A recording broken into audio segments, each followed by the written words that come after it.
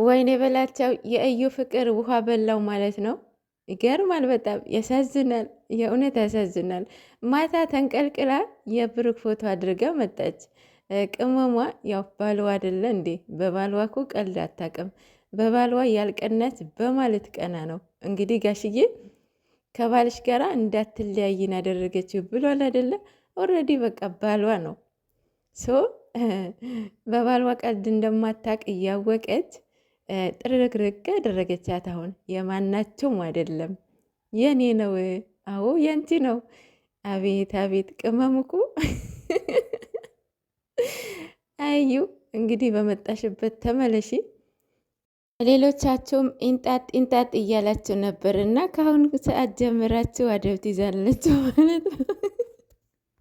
ያው እነሱ መለያየት ዘበት እንደሆነ እኮ ከዚህ በፊትን ማየት ትችል ነበረ ማለት።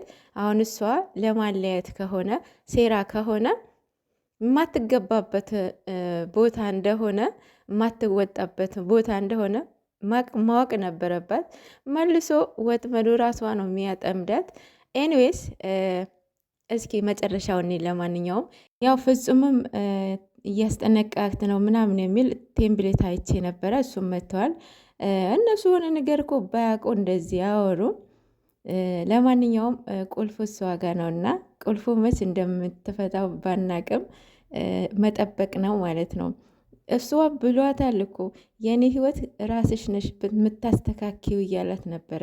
ስለዚህ እሷ መታ መናገር አለባት ማለት ነው። እኔ እንደሚመስለኝ እርጉዝ እራሱ አትመስለኝም እንዴ! ሰው እርግዝና በየቀኑና እንደሚጨምረው በ10 ቀን እንደዚህ ሆነ ይቻላል እንዴ?